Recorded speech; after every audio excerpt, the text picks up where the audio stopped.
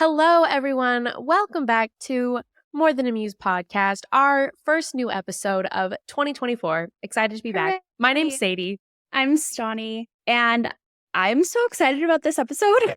Like we have alluded to it, I got to go see Billy Joel and Stevie Nicks in concert in December in Arizona, and it was incredible. Like it was so good. And so of course I had to do Stevie Nicks to start off the year and to be able to talk about the concert experience and just like the incredible person and performer and songwriter that she is. Amazing. No, I'm so excited. And also, we're having a bit of a themed month, which we don't normally do. But this month, it's going to be a whole month on different women in rock. Obviously, you, Stevie Nicks. The artist that I'm going to be covering is one that was a woman a little bit behind the scenes in the world of rock and roll. Love Next that. season, we're going to be talking about a book as well as with an interview with an author. So we realized that all the content we had planned were pretty similar. They're like, let's just theme it. Let's make a month of it. So we've got our women in rock theme to start off the year 2024. I'm excited. Yes, me too. Plus, it's just like such a fun thing to talk about. I don't know. There's a lot of women in the music scene, but it's cool to talk about the women who made it in the rock scene, especially early on. Because if you listen to like our Riot Girl episode or other things like that, there's a lot of genres and areas that are just a lot harder for women to break through. And I feel like rock was one of them, even though they're there and they had such an impact on the genre.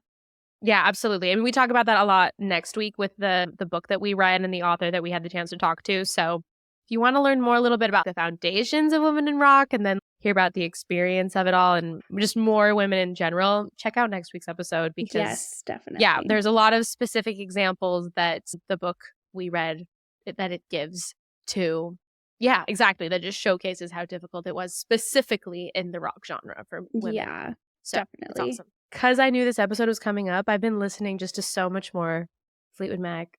Isn't it wonderful? It's my favorite. Before the concert, I found like the set list playlist, and they changed their set list actually quite a bit. Billy Joel, I think, is known for that. He went on and did a completely different set list than was even the show before. Oh, that's cool. Yeah. So like it was pretty similar, but he like switched up the orders, switched out a few songs. So it was fun. It was a nice little surprise. But I was listening to like their overall set list playlist, and I realized how many Fleetwood Mac songs I knew and like how many I'd listened to and everything, and like that I knew every word to. And I was like, oh, yeah, I forgot that this was a Fleetwood Mac song. This is so good. So it was fun to have that and then be able to hear so many of them live. And she wrote so many of them. So talk about that because she was pretty much, I feel like I could confidently say, the main songwriter behind Fleetwood. Also, just her vocal delivery, like she's just incredible. So yes, that is something else I'll say. Her voice, phenomenal. Her stage presence, incredible. Like she's still got it. And her and Billy Joel, like they know how to put on a show. I think this was in a previous episode, but I was trying to figure out like the modern equivalents for them. And so I like asked ChatGPT what the modern version of Stevie Nicks and Billy Joel would be. And it said Ed Sheeran for Billy Joel and Lana Del Rey for Stevie Nicks, which makes sense. Kind of like them. We're like indie bohemian area, but then like still pretty popular. And then you have Sheeran, who's like mainstream pop, like writes music, performer, like really into the instruments. And it would be really fun to actually go see a show of the two of them together, even though I can understand why that would be a little weird. And Billy Joel did say that on the stage. Like, it may seem a little weird to have a Stevie Nicks Billy Joel concert, but hey, it sells tickets. And then he like laughed. And can't argue with that one then. And I was like, oh yeah, I guess I understand why that would be a little different. Like you guys weren't exactly in the exact same sphere. But at the same time, they're like literally a year apart in age. And they were both really popular around the same time. And both of them haven't really quit performing. Yeah, which is so cool. Yeah, it was incredible. It was so good. If you have a chance, they announced more show dates for this coming year. So if you have a chance to go and see them, highly recommend. It was so good. The general age of the audience was like 70, maybe older.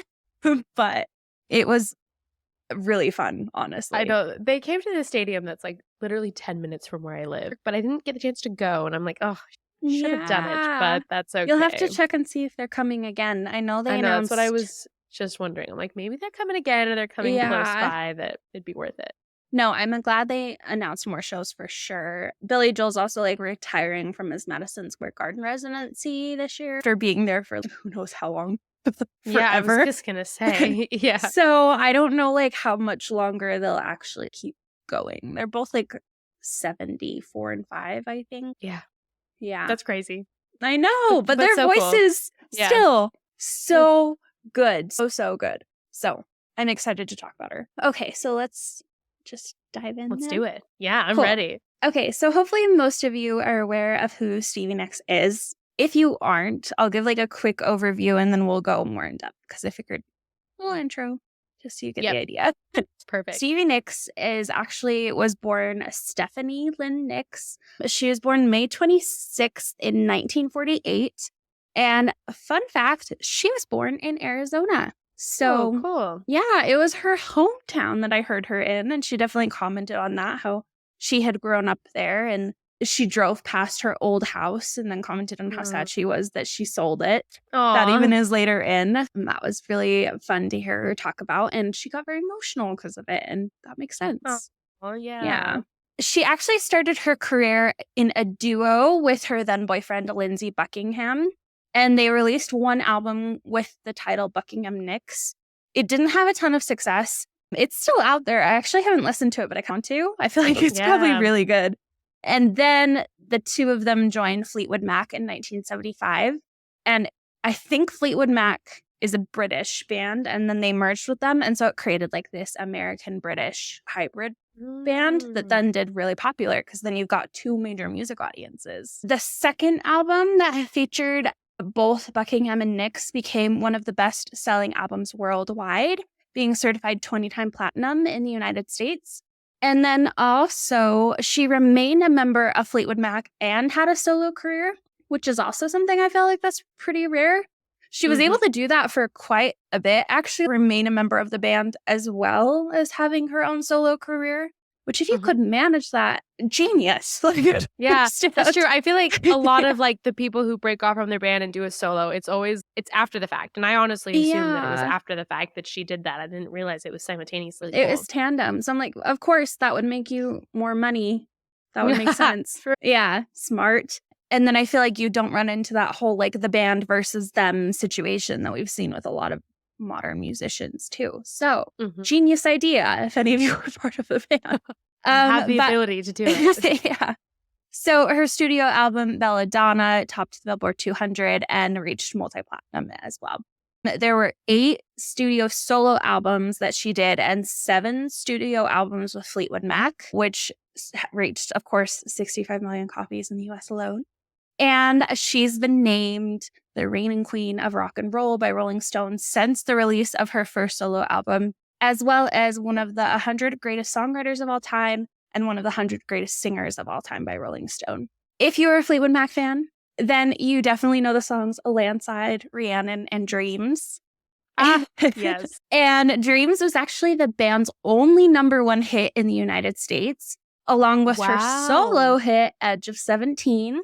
And all of those songs have been included in Rolling Stone's list of the 500 greatest songs of all time. You know what? Yes. I would just like to put my stamp of approval on that and just say, yep, I fully agree with that. And I was talking to a songwriter friend like earlier this week, and I was listening to Landslide, and I know this isn't a hot take, like people have said this, but every time I listen to this song, I'm just like, yeah, this is one of the best songs ever. It's so good. It's just the best, one of the top ever. I don't know. You just can't deny it when you listen to it. No, I agree. And I will say the same about Edge of 17 and Rhiannon and, of course, Dreams. Like, they're just so good. Like, I feel like it's such a good idea of what powerful songwriting and music can do. They're incredible. She's also the first woman to have been inducted twice into the Rock and Roll Hall of Fame. First as a member of Fleetwood Mac, and then also as a solo artist. Guys, I'm telling you, this whole solo artist band situation seems like the way to go. The way to do it, yeah. She has 8 Grammy Award nominations, 2 American Music Award nominations as a solo artist, and won numerous awards with Fleetwood Mac, including a Grammy Award for Album of the Year in 1978 for Rumors. Checks out. And then her albums with Fleetwood Mac, the debut album, Fleetwood Mac, Rumors, and Belladonna, her solo album, have been included in the Greatest of All Time Billboard 200 Albums chart by Billboard. And Rumors was also rated the 7th greatest album of all time. Wow. As well as the 4th greatest album by female acts. So I'm telling you guys, she's good. Great works here. Yes. If you're trying to learn about songwriting and early music, I feel like she is definitely one to study. That's where you go. Yeah, absolutely. So that's a little intro to her. Now we'll kind of dive into the backstory of the woman behind all of the awards and fame and everything else. So, like I said, she was born in Phoenix, Arizona. Her grandfather is actually the one who taught her to sing duets with him by the time she was 4 years old. So she was singing from the very beginning. And her mother apparently was very protective. She kept her at home more than most people and then fostered in her daughter a love of fairy tales, which I feel like does show up in her music, actually. I can really see that. So that's really cool. As a toddler, she could only pronounce her name as TD because her name was Stephanie. And so it led to them calling her Stevie, and it stuck. And that's what she went by her whole life. Isn't it funny, the littlest things that lead to like lifelong nicknames? Like the domino effect sometimes. Yeah. Like such a huge part of like her persona and like, I know, like how she's known. Instead of Stephanie Nicks, it's Stevie Nicks, and it's just because she couldn't say her name when she was little. Yeah, I love that. She listened to a lot of top 40 R&B radio. She loved the Shirelles and Martha Reeves and the Vandals stuff for Walking in the Sand by the Shangri-Las. And her grandfather would just give her like truckloads of records when she was in the 5th grade. It sounds like he just loved music and he really fostered and inspired that in her. She said there must have been 150 singles, country, rockabilly, some Everly Brothers, a song called Party Doll that went along. Anyway, she quotes the thing. And so anyway, like music just became a huge part of her life from very, very early on. Her father had a job as the vice president of Greyhound, like the bus company. And so the family actually ended up living in quite a different places. I didn't know, but she lived in Salt Lake City for a while growing up. Oh, no way. Cool. So they went like Phoenix, Albuquerque, El Paso, Texas, Salt Lake City, Los Angeles, and San Francisco. So definitely traveling a lot. And then on her 16th birthday, she was gifted a Goya guitar and wrote her first song titled I've Loved and I've Lost. I'm sad, but not blue. I love that. I know, and she's 16. Like, cute. And spent her whole adolescence playing records constantly and just living in her own little musical world.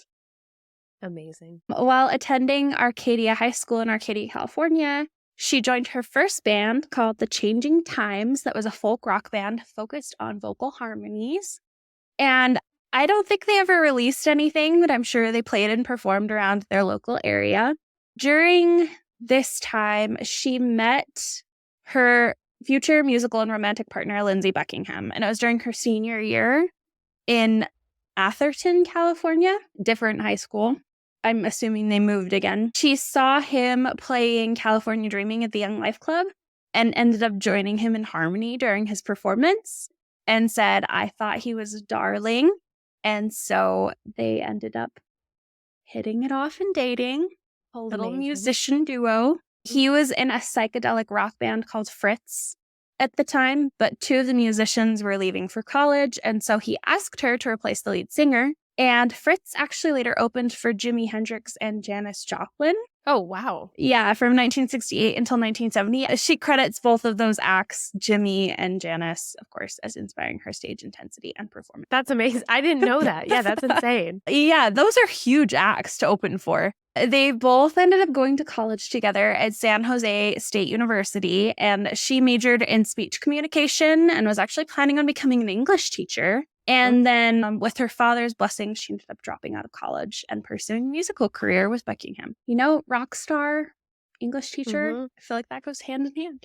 Yeah, honestly, that doesn't surprise me at all. No, I'm like, she loved writing. Right. It makes sense. Okay, so this is kind of when they end up matching up with Fleetwood Mac. So Fritz disbanded in 1972. And Nicks and Buckingham continued to write as a duo. They were recording demo tapes at night in Daly City, California. And they actually kept like the Amex tape machine that they're recording all their duos on at the coffee roasting plant belonging to his father. Just little startup musician dreams in the 70s. Absolutely. And they ended up securing a deal with Polydor Records and released the album, like I talked about, Buckingham Nicks. It wasn't a commercial success, and so their label dropped the pair immediately after. I wonder how they feel about that now. With no money coming in from the album, Buckingham actually contracted mononucleosis shortly after. It was just like a sore throat, fever, requires a few weeks of rest and relaxation in order to overcome it. So she started working multiple jobs since he can't perform, obviously, if he's sick. And so she waited tables. She cleaned producer Keith Olsen's house, where they lived for a time being before moving in with Richard Deschut. And during this time, they both became addicted to cocaine use. This part's really sad. They were told that it was recreational. Like, they basically were told, oh, it's like marijuana. And then it wasn't going to have any lasting effects. What people thought. Yes. Yeah. Which is very sad. And so if you're getting told that and you're like, oh, it's just weed. Yeah, whatever. Yeah. But of course, it's not. It's highly addictive and destructive. So that became like a lifelong struggle that we'll definitely talk about more. But that's when they were introduced, is so early on. Buckingham landed a guitar role during this time with the Everly Brothers during their 1972 tour. And so she stayed behind working on songwriting during herself and continuing to work. She wrote Rhiannon after seeing the name in the novel Triad by Mary Leader. And I thought this was really cool. Apparently, she had later bought the film rights. There's these Mabinogian novels of Evelyn Walton that featured a character named Rhiannon. And Nicks later bought the film rights to the work in hopes of bringing it to the screen. I hope that happens. I was just going to say. I don't think we've seen it yet, but that would be cool. And then she also wrote Landslide during this time, inspired by the scenery of Aspen and her slowly deteriorating relationship with Buckingham. And then Landslide, completely written alone by her while she's working, and he's on tour with the Everly Brothers.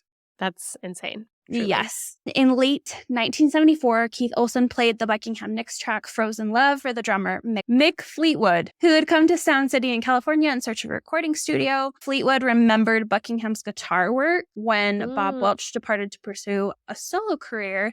And so he called Buckingham and invited him to join the band. Just him. Oh.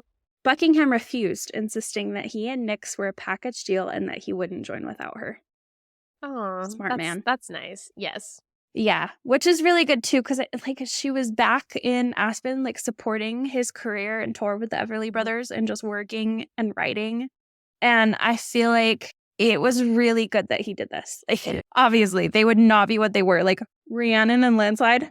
Yeah, no way. Yeah, the two of the most iconic Fleetwood Mac songs. Yeah. Are just sitting in her journal in Aspen while they're asking him to join. So they decided that incorporating them would improve Fleetwood Mac. It would make it into an Anglo-American band, blending the British and the American. And the first rehearsals that they had together confirmed the feeling. Harmonies added like this pop accessibility to their formal blues-based rock music, and it just really clicked for all of them. And so they became Fleetwood Mac. Their first album that they released, of course, was Fleetwood Mac in 1975. Rhiannon was on it, and it was voted one of the 500 greatest songs of all time. And her live performances of the song throughout the decade began to take on theatrical intensity, which they said was very different from how the song plays on the album. It builds to this climax, and her vocals get so impassioned. And I loved this quote from Mick Fleetwood. He declared her Rhiannon in those days was like an exorcism. Wow. And I will say, hearing her sing Rhiannon live was amazing. But I cannot even fathom hearing Fleetwood Mac with her singing Rhiannon in 1975. Oh, yeah. Okay, time travel button. Let's go back and hear that. That sounds really cool. That's why I want a time machine, actually. Yeah. Landslide, of course, became another hit from the album with 3 million airplays. During this time, she also really wanted to work on a unique on-stage look. Gosh. And so she worked with the clothing designer Margie Kent and came up with this like bohemian style that had like flowing skirts, shawls, and platform boots. I think I have it in somewhere else, but the reason why she chose platforms is because Mick Fleetwood, who was the other lead singer, was like 6'6" or something. And she's 5'3". And so she didn't want to look like a tiny little person because she was so short and he was so tall. And so she incorporated these huge platforms in order to look a little taller so that they would, it would make a little more so sense. Astronomically different. Yes. Yeah, because she's a very short woman and he's very tall. So during this time also, like, her and Buckingham's relationship was eroding. And so she ended their relationship, but they actually continued to stay in the band together. And I think this is something that's really cool too, is that it didn't get in the way. It worked out. And they were able to stay friends. They began recording their follow-up album, Rumors, in early 1976 and continued until the late of the year. And then also, Nicks and Buckingham sang backup on Warren Zevon's second album as like a little side gig. Oh, that's cool. Her main contribution to the album Rumors was Dreams, which was the band's only Billboard Hot 100 #1 single. That's so cool. Another hit from this time was the song Silver Springs, but they actually didn't include it on the album because the early versions of the song ran too long, and they were worried about having too many slow songs on the album. Okay. And Nicks was actually really unhappy with the fact that they decided against including it because she was like, it has some of the best guitar work, like, it's beautiful. And I agree. And it was written about her relationship with Buckingham. It was released as a B-side of the Go Your Own Way single. So they had Go Your Own Way on one side and then Silver Springs on the other. And Go Your Own Way was Buckingham's song about Nicks. So it's like this little breakup record. I'm obsessed with that. Yeah. Apparently those like copies of the record single with the double-sided breakup album became huge collector's items among fans of Fleetwood Mac. I can imagine. Totally fair.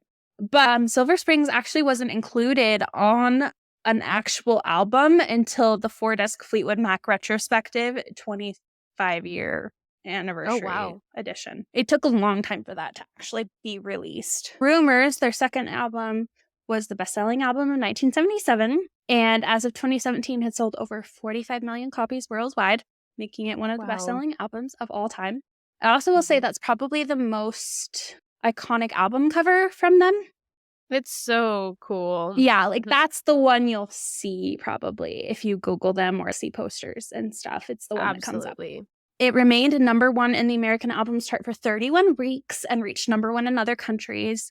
It won the Grammy Award for Album of the Year, very well deserved, in 1978, and produced 4 U.S. Billboard Hot 100 Top 10 singles, with her Dreams, of course, being the only Billboard Hot 100 #1 hit for the band. This is where some drama comes in, and I feel like I saw a lot of things that were like explaining the drama in Fleetwood Mac and all this stuff. And honestly, it probably was huge news at the time, but the fact that the band managed to stay together through all these like relationships and breakups, I feel like it wasn't as dramatic as maybe everyone made it out to be. That's they true. Didn't break up. They did stay together. Yeah, that's true. And I think it shows like a huge level of maturity. But this is the part that everyone talks about, is this part. Because obviously she had broken up with Buckingham. They wrote their breakup hits. And then after a New Zealand concert on the Rumors tour, Nicks and Fleetwood started having an affair. And Fleetwood was married at the time to Jenny Boyd.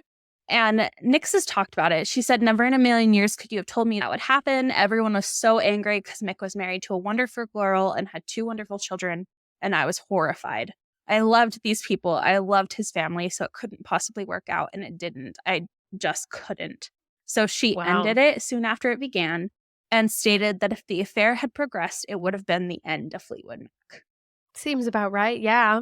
That's what, that makes sense, because when people talk about Daisy Jones and the Six, it's basically just the story of Fleetwood Mac, so that checks out. There you go. Have you seen Daisy Jones? I haven't yet. That one's on my list, too. I've been watching a lot of movies instead of TV shows, because they feel shorter. Yes. So, honestly, I read the Daisy Jones and the Sixth book and then watched like half of this season. So, but anyways, I would still recommend it. But Fleetwood didn't actually end up staying with Jenny Boyd either. He left for Nick's friend, Sarah Ricord. His relationship dissolved anyway with his wife, but at least it didn't end the band. And I feel like Stevie. Yeah. It shows like a lot of maturity on her part because I feel like now she's got 2 ex-lovers in the band, and the fact that she was able to continue performing with them without letting it get to her, I think it shows like how level-headed she really is and like how she understood the greater picture of all of it. I admire that so much. I feel like I would be an emotional wreck. Yes. I just think it's so mature of her. Absolutely. And really admirable. Okay, so Rumors did really good. So they started recording their 3rd album. And this one's called Tusk. And by the time, Nicks had this huge backlog of songs that she couldn't record with Fleetwood Mac because they didn't have enough space to accommodate all 3 songwriters for the band on each album. So they definitely were like using everybody's songs and then sharing them. Yes. There was 3 main songwriters. I think it was Buckingham, Fleetwood, and Nicks were the 3. And so you have 3 songwriters. You're creating an album. You can't possibly include every single person's entire catalog of songwriting for each one. And so she just had this huge collection of music. Tusk was released in 1979. Mirage was recorded in 1981 and 1982. And those were the 2 additional Fleetwood Mac albums that she was working on. During this time, she also sang backup on pretty much every track of Not Shy by Walter Egan. And there was a song called Magnet and Steel that was inspired by Nicks that prominently featured her backup vocals and was also a Billboard Hot 100 hit. Lindsay Buckingham at the time also produced the album, playing guitar and backup vocals on some of the tracks. And she did hit duets Whenever I Call You Friend with Kenny Loggins and Gold with Jon Stewart during this time as well. Also, this was like a huge part of her show that even my parents were commenting that they didn't realize how involved she actually had been with Tom Petty. But she did like guest appearances with Tom Petty and the Heartbreakers on their Hard Promises tour. And they ended up doing quite a bit together. Like it will come up more. Oh, cool. They were never like romantically involved at all. It was very much so like a Dolly Parton, what's his face relationship? I can't remember his name. But the early one that Dolly Parton. Porter Wagner, I think. Yes, there we go. So that was the same thing with Tom Petty and Stevie Nicks. And on her at her concert, she actually sang quite a few Tom Petty songs. So that makes sense then. I love that. They worked together for a long time. So during Tusk being recorded and all of this going on, she also recorded demos for her solo project. And Nicks, Danny Goldberg, and Paul Fishkin founded Modern Records so that they could record and release her material. So during this time, she was recording demos for her solo project. She found her record label and then releases Belladonna. It did really well and fair. It had critical and commercial acclaim, reaching #1 on the Billboard 200 chart. 4 singles made it to the Billboard Hot 100. And this is when Rolling Stone said, yep, she's the reigning queen of rock and roll. Love that. Yep. Yep. So also during this time, things got crazy for her in her personal life. She actually said that she never really got to enjoy Belladonna's success because a lot of the things that happened, which is a huge bummer. She got told that her friend Robert Anderson had leukemia, and Anderson was pregnant at the time and was only given 3 months to live. Oh my and gosh. When you're pregnant, you can't undergo chemotherapy. Yeah. So she gave birth to her son, made Nicks the godmother, and then ended up passing away shortly after giving birth. Just like a huge, horrible tragedy. Yeah. In her grief, she actually ended up getting married to Robin's widower, Kim Anderson. And it wasn't romantic at all. It was just both of them loved her so much and thought that she would want them to care for the baby together. And so they we're going to raise this child, so let's just get married. But she said later, she was like, we were all in such insane grief, just completely deranged. and they ended up divorcing only 3 months later, which is fair. Like, they weren't in love. They were just, like, grieving. And yeah, there's just like how a do you kind of a handle rash decision. just a huge tragedy like that? So just a really emotional time. That actually is her only marriage that she ever had. And it was that one where it was just like a marriage of desperation and then realizing that no, that wasn't the right solution. So yeah, just be really sad. Belladonna actually also introduced Nicks's permanent backup singers, Sharon Solani and Lori Perry, which is now Lori Nicks because she married Stevie's brother Christopher. Cute. That's cool. Yeah. And they contributed vocals to all of her solo albums since then. In November of 1981, she embarked on her White Winged Dove tour, which, iconic song, which she had to cut short in order to record Mirage. But it worked out. So she kind of balanced all of them at the same time. Her second solo album was The Wild Heart, and it went double platinum, reaching number 5, featured 3 hit singles, and also introduced songwriter and performer Sandy Stewart as co-writer. And she performed all throughout California, toured in the U.S., and appeared on Saturday Night Live performing Stand Back and Nightbird in 1980. Cool. Wow. It's funny that Saturday Night Live is still such an indicator of like success. Like, it's a moment still for someone to be on Saturday Night Live. It's for just funny. sure. That's always been a thing of, oh, they were on Saturday Night Live. They're doing well. After the Wild Heart tour, she commenced work on her third solo album, originally titled Mirror, Mirror, Mirror. She recorded songs during 1984, but was unhappy with it and ended up recording a whole new batch. Wow. Yes. Rock a Little was its retitled name, and it released in 1985. Of course, once again, commercial success, and supported 3 successful singles. She toured for Rock a Little and performed with Bob Dylan and Tom Petty and the Heartbreakers during their tour in Australia all throughout 1986.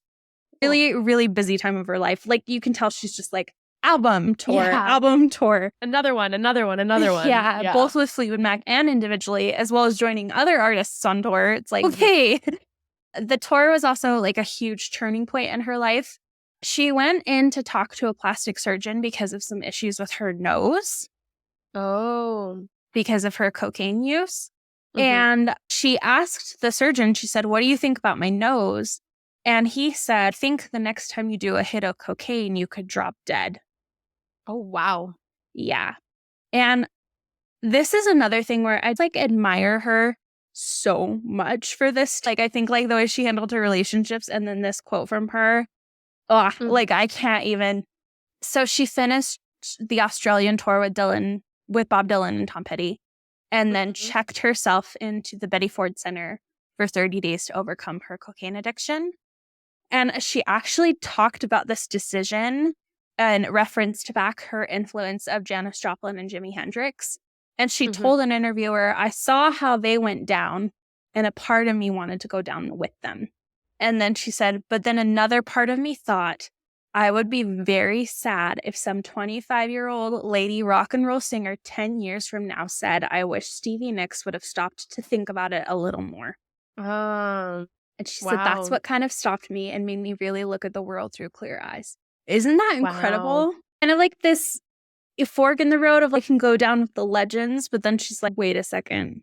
Yeah. And I think that it's like cool that she like recognized like the impact that she was aware that she was making. Like, she knew she was like one of the greats, like considered that. And then she was like, oh, you know, what example almost am I setting? Exactly. Like, height of her career. And she's realizing, like, oh, this is the I'd decision. rather have longevity. I'd rather, totally. Yeah. And I feel like that's such an important, because, I think it does come down to moments like that where you have to be like, a lot of the greats have gone down. Like, I could go down with them. We talked about the 27 Club and the, like kind of that idea. Yeah. And I feel like maybe a lot of it is the hero worship. Of a lot of the tortured artist. Oh, like there's something that seems so romantic about that, but no. But then it's like her clarity of realizing, oh, this is gonna, like, this could really mess someone up later. This decision has more of a ripple effect. This was also really cool because Billy Joel's past kind of had a similar thing. He was really addicted to alcohol. and had to check himself into a rehab twice during his career. And I know we cover women, but I just thought it was cool to look at kind of the parallels between them and just how like they both had that decision where they had to decide either I follow this path that's already there of like tragic artist situation, or I go, no, like I'm not going to do that. Another, statistic here. And he's only been sober for 2 years. But as of this year, like long history. Long journey. Yeah. Yeah. But just the fact that like both of them were able to make that choice that kept them here, really incredible, very admirable. Especially because they're like two of the greatest songwriters of all time. Literally, like some of the biggest success ever. Totally. I'm like, thank you for staying. Yeah, honestly. Seriously. This kind of led to another issue, though, because later on in the year, some of her friends were concerned that she was going to relapse. Like, obviously, that's a really heavy addiction, and she'd been doing it for a really long time. And so she visited a psychiatrist who prescribed Klonopin to try and prevent her heroin from relapsing. Use. Yeah. Not really a good idea. I'm not a psychiatrist, but Klonopin is like really addictive. Yeah, it just like placed another substance one for another.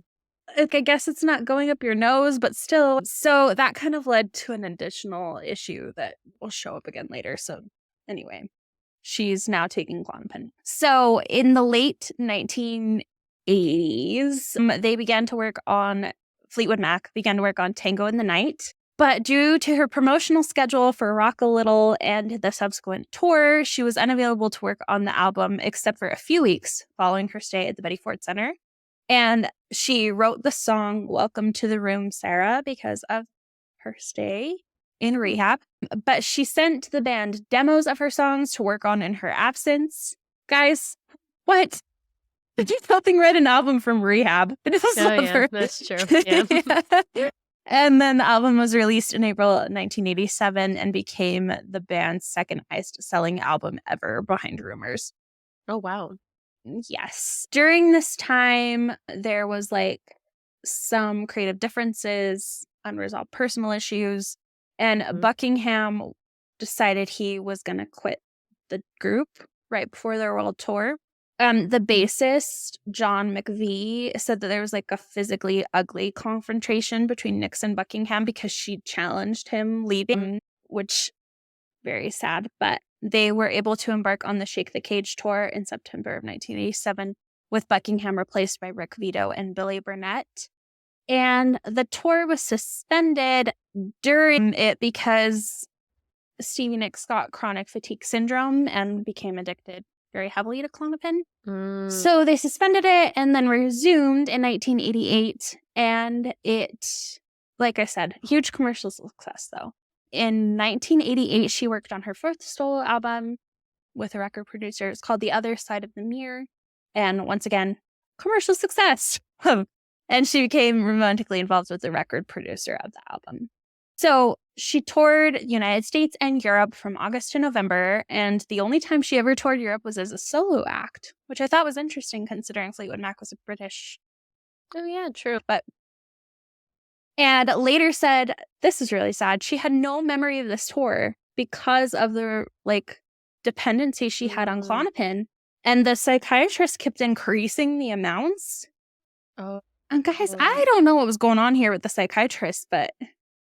Yeah, that's really sad. Yeah, apparently they were just trying so hard to keep her from regressing to her cocaine use, but then it's trade one thing for another, basically. I know. I'm I don't think that's necessarily a good substitute. So in 1989, she went to work with Fleetwood Mac on Behind the Mask. It got moderate commercial success in the United States. It entered the chart at #1 and was certified platinum. And so they went on a world tour. And on the last night, Buckingham and Nicks reunited on the stage to perform Landslide together. Wow. Yes. And then after the tour concluded, Nicks ended up leaving the group over a dispute with Mick Fleetwood, who would not allow her to release Silver Springs on her own single, solo album, Time Space, The Best of Stevie Nicks, because he wanted to save it for a release on a forthcoming Fleetwood Mac box set. And he was like, oh, the song's going to be a valuable selling point because it's like a deep cut that has a bunch of interest among fans. Totally. But then she was like, it's my song. Let me release so I want it it for my album. Yeah, like fair points from both. I can see that. But it's like they cut it from the original album. So I don't think it was necessarily fair. Yeah, but that is tricky. Yeah, because I guess I can see both perspectives. But I know. But then it's like, she wrote it. Yes, which is important. Yeah. Yeah. So a messy situation. On the 10th anniversary of her solo career debut, she released Time Space, the best of Stevie Nicks. And then actually the following year, Fleetwood Mac released their 4-disc box set, 25 Years, The Chain, which included Silver Springs. They were released within a year of each other, but messy. I thought this was funny. During the 1992 presidential campaign, Bill Clinton used the Fleetwood Mac song Don't Stop as his campaign theme song. Where did campaign theme songs go? Yeah. That's true. I want people to pick a popular billboard. Yeah, let's make that popular again. That sounds really fun.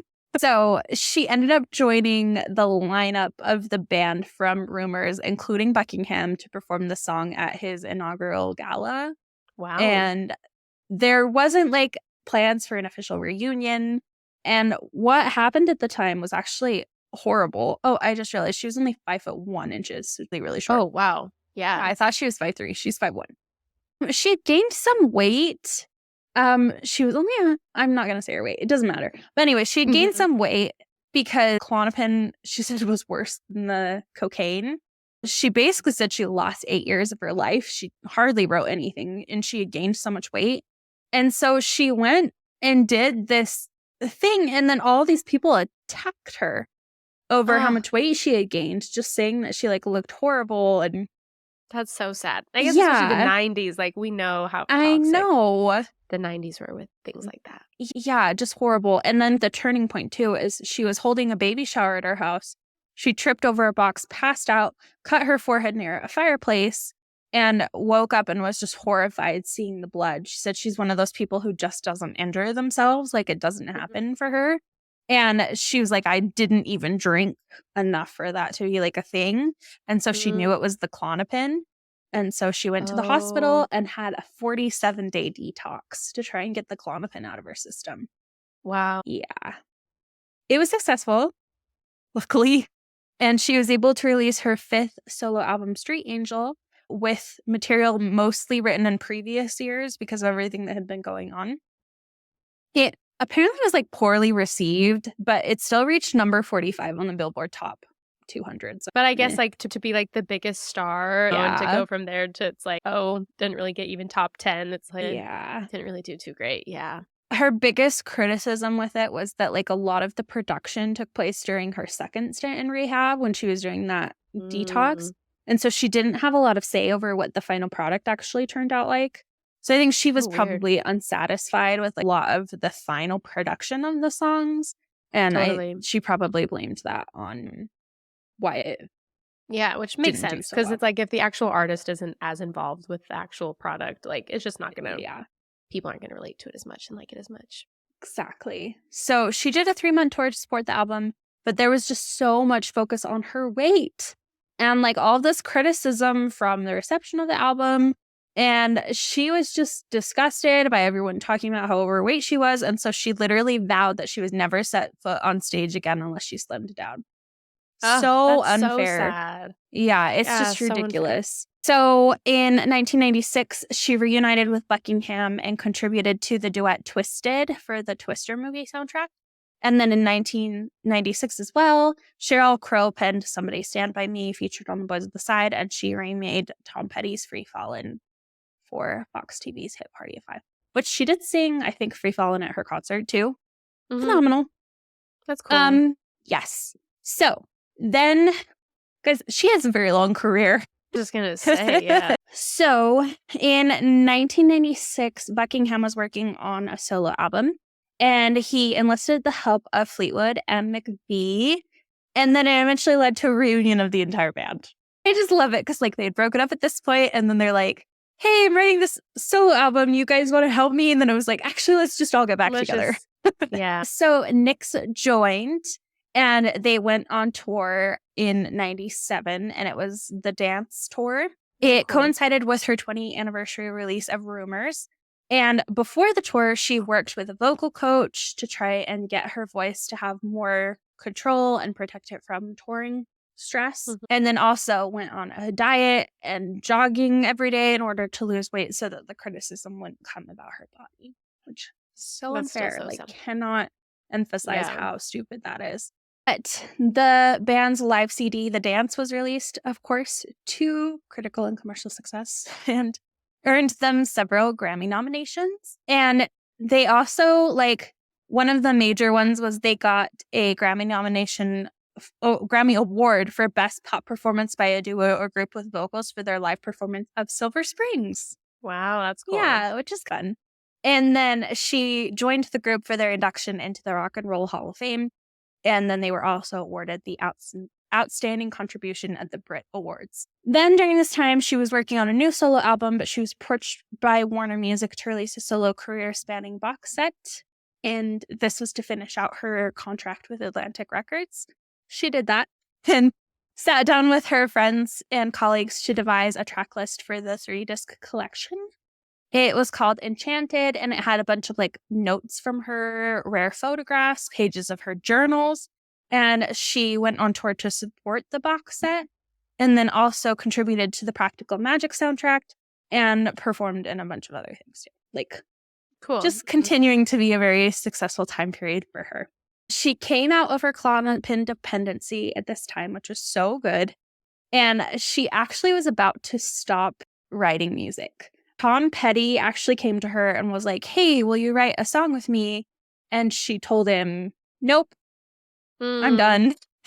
And he said, no, you're not, and convinced her. And so they were able to continue performing and having her write songs, which thank you, amazing. Tom Petty. Yeah, literally. She did a couple of sessions. Guys, there's so much going on. I don't even, but she released her next album. I think it's Trouble in Shangri-La. It restored her solo career. Planets of the Universe was nominated for a Grammy Award for Best Female Rock Vocal Performance. And they named her Artist of the Month.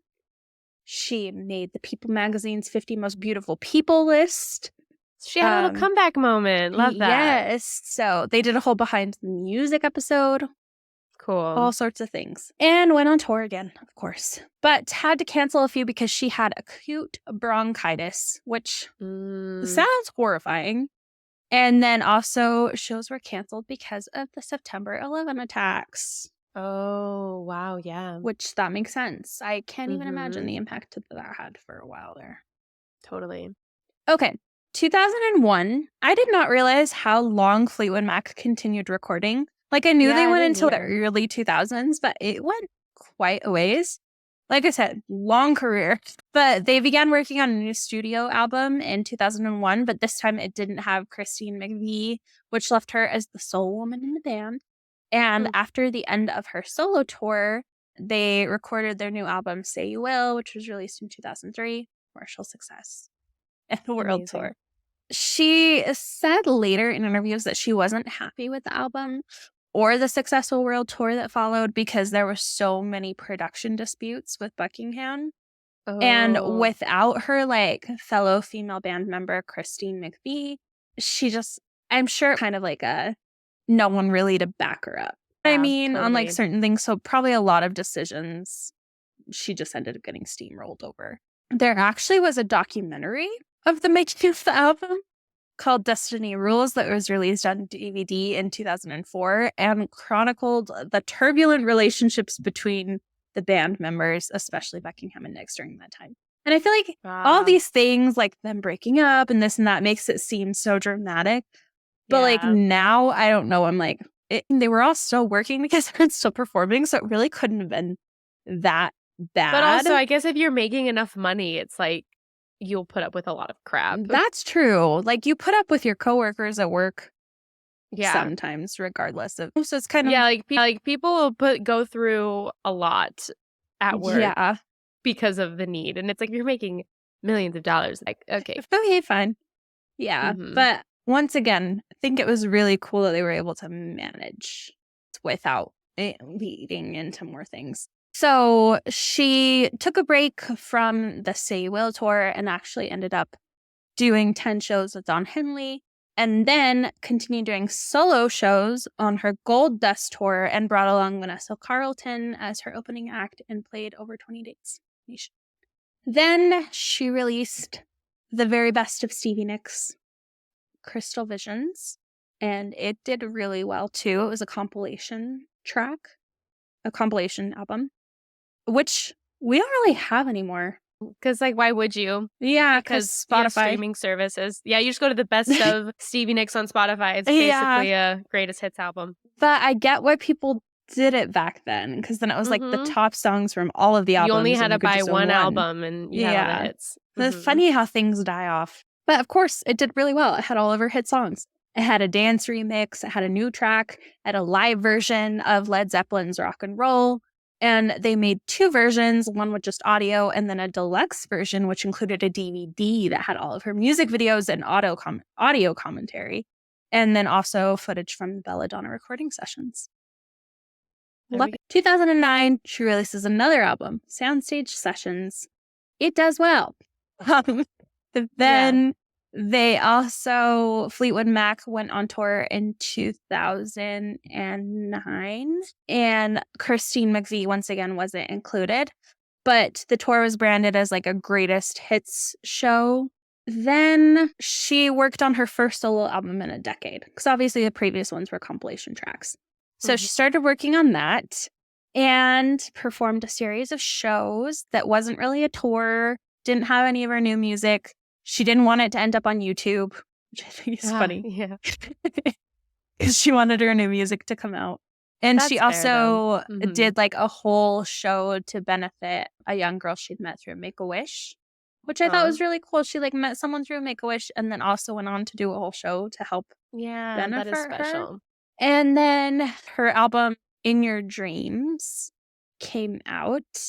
And they did this whole promotional thing, of course, now with all of the online stuff providing free downloads of the single, who ordered the album, all of the internet in the early days love it. And apparently this song was kind of a thing that like it had been a demo for Rumors, but it didn't make it. And so the demo version was like circulating among fans for a really long time. And so it was like a really big deal that it was being released finally by her. Oh, cool. Yeah. And her goddaughter, Kelly, appeared in the video for the song wearing a vintage dress that Nicks had worn on stage. Oh, cool. Yeah, which is cute. And that's her goddaughter from her friend that passed away. And she said that Kelly was portraying like the young Nicks and then blending with the soul of Nick's 62-year-old self. So very cute, bringing that all together. And it did very well. There was a documentary, did very well. Cool. And she performed on The Tonight Show, X Factor, Oprah, Ellen, Dancing with the Stars, all cute. of the things. I feel like now it's like funny to like see her like promoting music in a modern sense where it's like, oh, I guess at this point. I know. Yeah, like it's 2010.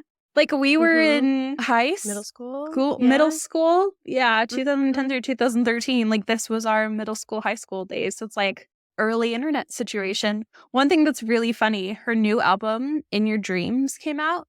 And Rolling Stone commented, it's not just her first album in 10 years, it's her finest collection of songs since the 80s, which is awesome. Nice.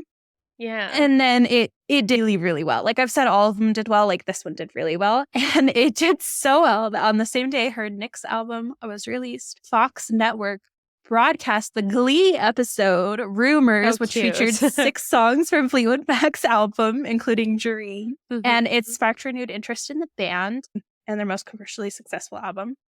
And so Rumors re-entered the Billboard 200 chart at number 11. That is telling of how big of a deal Glee was. I know. That it could affect that. And that was the same week that her solo album, In Your Dreams, debuted at number 6. So Billboard quoted her saying that her new album was her own little Rumors. Like it was the best album since Rumors. Love that. Mac. But yeah, Glee, guys. We're in a whole new world in the early internet days. Fleetwood Mac toured again They released new studio material in a Say You Will digital download EP that you could download on iTunes. It had 3 new songs and then also another documentary. Now this kind of everything since 2014. Obviously, she's kept going, but it's kind of slowed down a little and been a little bit more diversified. So she actually did like a role on American Horror Story and played like a fictional version of herself, portraying herself as like a white witch with supernatural powers in 3 episodes. And on the show performed Rhiannon, Has Anyone Written Anything for You, Seven Wonders, and Gypsy, some of her most popular songs. And just talked about how important it is to her that people were able to connect with her music in like new ways. That's cool. I didn't realize that she was on American Horror Story. That's fun. Now I want to watch that season. Yeah. And then she also released an 8th studio album, 24 Karat Gold, Songs from the Vault, a vault track album, which reached number 7 on Billboard 200, and then also went on another tour with Fleetwood Mac, reunited with Christine McVie. So I feel like it's like, did Fleetwood Mac really ever break up? Like, it seems like they're all still coming back together. They're just taking little breaks here and there. Yeah. Like now they pretty much are, but it's because most of them have passed away, sadly. Yeah, they're old. Yeah. Yeah. I'm pretty sure it was Christine McVie that she did a whole memorial track for during the concert because I think she just passed away, Christine McVie. And so she like sang a whole song and showed photos of them and everything together. It was very cute. Yeah. So anyway, so they reunited. They went on tour. It was great. Then she released another compilation album. It was Crystal Visions. It was a reissue. And they released it on crystal clear, transparent double vinyl. Very cool. And it came with like limited edition things, and it did really well as well. Oh, she also was featured on Lana Del Rey's 5th studio album, Lust for Life, in the song titled Beautiful People, Beautiful Problems. How fitting. Yeah. Yeah. You made the comparison. There it is. There it is. They even worked together.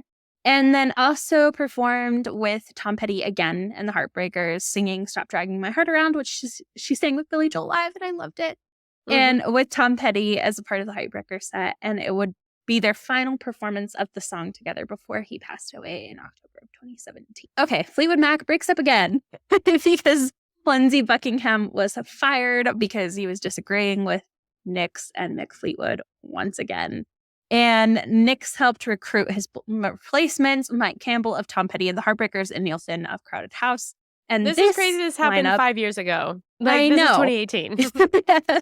Oh my gosh. Did a whole world tour entitled An Evening with Fleetwood Mac throughout 2018 and 2019. In 2019, she was elected to the Rock and Roll Hall of Fame on her own for her solo work, making her the first woman to ever be inducted twice. And then she released a live album and concert film from all of her tours and another new music track called Show Them the Way with an official video. And then her music was sold, and the Wall Street Journal valued the deal at US $100. Wow. Which fair. Yeah, so crazy. She canceled a headlining tour because of COVID. Guys, I'm telling you, she never quit. And then has just continued to perform here and there with a couple of different things. So like, and now she's on tour with Billy Joel. Now she's on tour with Billy Joel. Like, she had a few breaks here and there, but honestly, she kept going. That's kept going crazy. the whole time. She developed, so talking about just like a few other things before we end, like just things about Stevie Nicks. Now that we've kind of covered her whole career. Like I talked about, she would wear those huge 6-inch platforms. And she said that she continued to do these even when platforms went out of style. Good thing for her, they're back in, but I don't think she was wearing them. She doesn't really have to anymore. But she didn't want to be so short. And then also she created a uniform that sort of this witchy look that went with her songs and performances. And so she has these like strands of beads that she had hanging from her microphone. And apparently one of them was actually Janis Joplin's stage beads that she incorporated on hers. Crazy. And then one time she said that she saw a woman in her audience dressed in dripping chiffon with a Gibson Girl hairstyle and big boots and went, I want to look like that. Oh, Isn't that's that cool? Mm-hmm. Like, see someone in her audience and she's like, yeah, that's the look I want. Like, And that so girl's she- cool. Yeah. I want to be like that. So she I took love the that. look, made it her own, and That's so has cool. that bohemian style. And she's known for decorating her microphone stand with like roses, ribbons, chiffon, crystal beads, scarves, and small stuffed toys. And for her performance, she had her microphone stand completely decked out in strings of beads. And she would Cool. like play with them and like, move them. It was cool. It was very bohemian of her. She's also known, of course, for her philanthropy. She did a lot with the army and everything. And then another thing I wanted to mention about her style is that she does like multiple wardrobe changes during live performances, but she prefers to wear black on stage. And I thought this was so interesting. In the late 70s, she started getting like threatening mail accusing her of witchcraft. Oh, okay. Yeah. And she said, at the beginning of my career, the whole idea that some wacky, creepy people were writing, you're a witch, was so arresting. And there I was like, no, I'm not. I just wear black because it makes me look thinner, you idiots.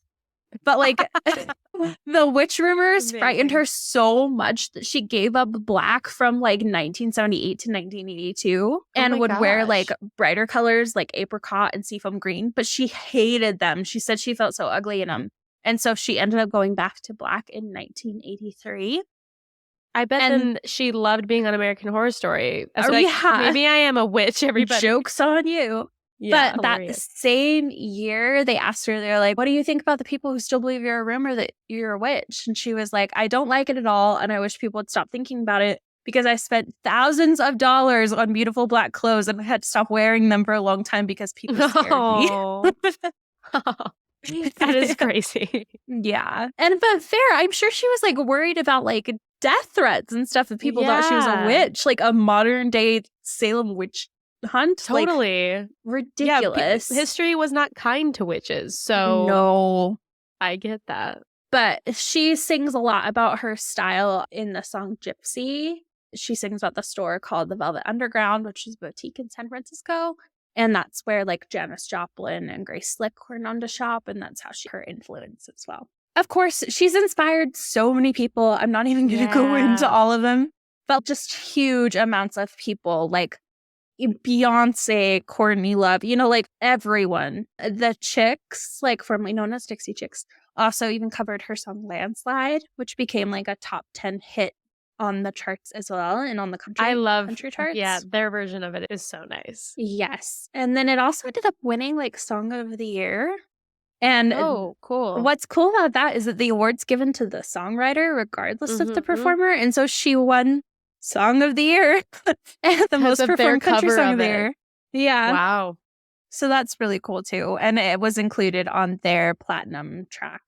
It's always fun. Like both versions of it are like so equally good in my mind. Like, I don't know. It's just so fun when it's like someone can do a cover so well that like really does take a whole life on their own. Right. But, yeah. I loved it. I love that. No, song. It's really cool. I also want to hear this one. Apparently the band The Smashing Pumpkins made like an acoustic cover of the song too. And I'm like, ooh, I want to hear that too. And just a few other things. She performed with Taylor Swift at the 52 annual Grammy Awards.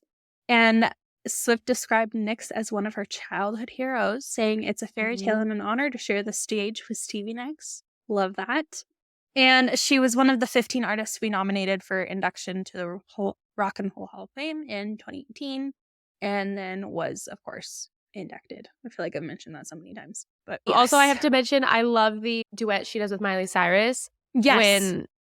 Edge of 17. I was going to bring that up. Midnight Sky. Edge of Midnight. So good. It is so good. So good. Oh, I listen to that song all the time, like still, and it came out years ago. Okay, and Miley and hers voices. So good together. So good. I am so glad Miley's in this whole like rock era. It's where she should have been from the beginning. Like it fits her so well. Yeah, like I talked a lot about her personal life throughout the whole thing. Like the only time that she was married, her relationship with her producer.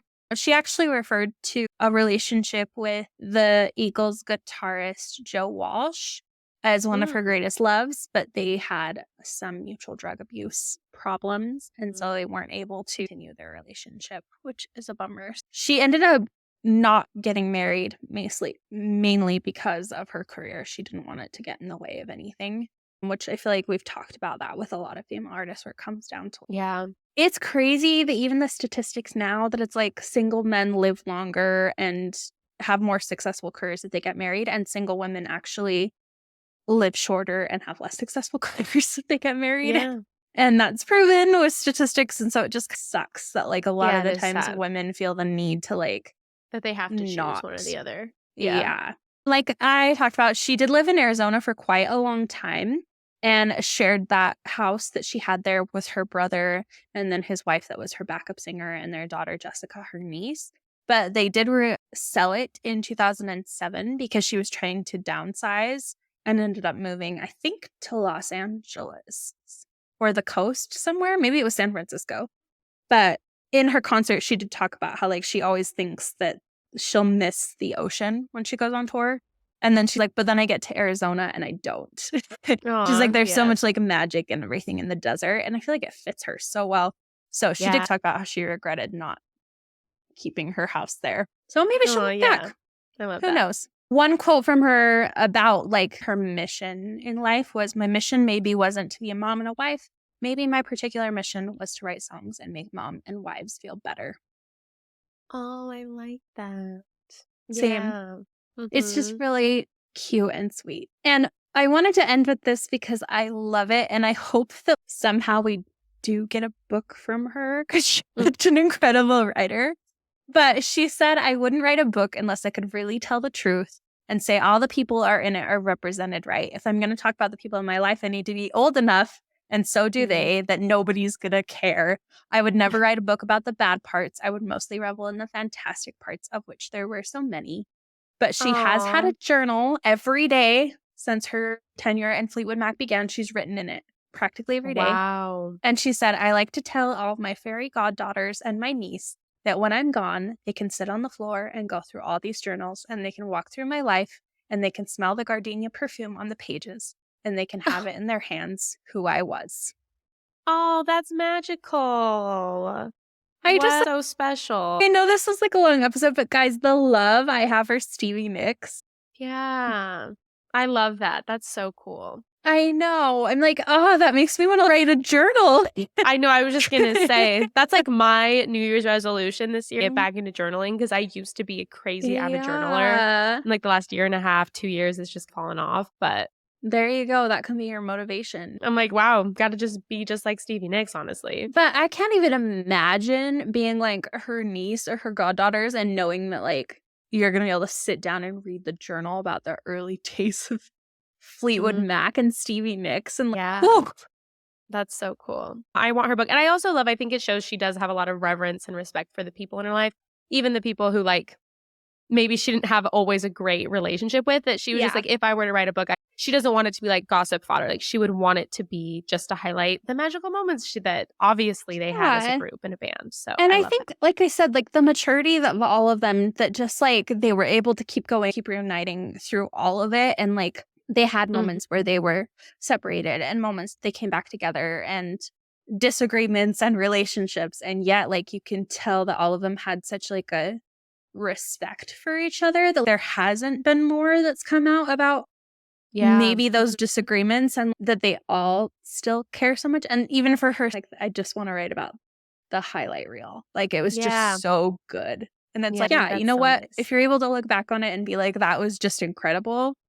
That's amazing. Yeah, I love that. What a great story to start off the new year learning all about. No, she's just incredible. I feel like I don't think I've actually ever listened to her album Belladonna, like down top to bottom. So good. I feel like that's my personal homework for tomorrow. I will be taking up on that. I'm very excited. It's really good. The Belladonna Remastered also includes her Stop Dragging My Heart Around with Tom Petty and the Heartbreakers. Oh, cool. Which I love. And then quite a few of some of the other songs that I talked about. So definitely check them out. It stands the test of time. They're so good. I'm excited to go back and deep dive. And go listen to Edge of Midnight. That's her and Miley. Always. So good. But that's Stevie Nicks. If you get a chance, go see her in concert before she stops touring. Although, who knows? Maybe she'll keep going forever. Yeah, maybe she's like, oh, I'm done. No, she's not done yet. Yeah. Just kidding. Thank you for teaching me more about Stevie Nicks. Now I really just feel like I got the snapshot of just how much she's been working, booked and busy this whole time. Right? And thanks, listener, for being here. We have a fun year that we're looking forward to. And yeah, come follow us on Instagram, like, subscribe. You can watch us on YouTube now. And yeah, welcome to our Women in Rock Month. I'm so excited. Yeah, we're going to keep staying on theme. And we'll see you next week. We will. See you next time. Have a good week. Bye. Bye.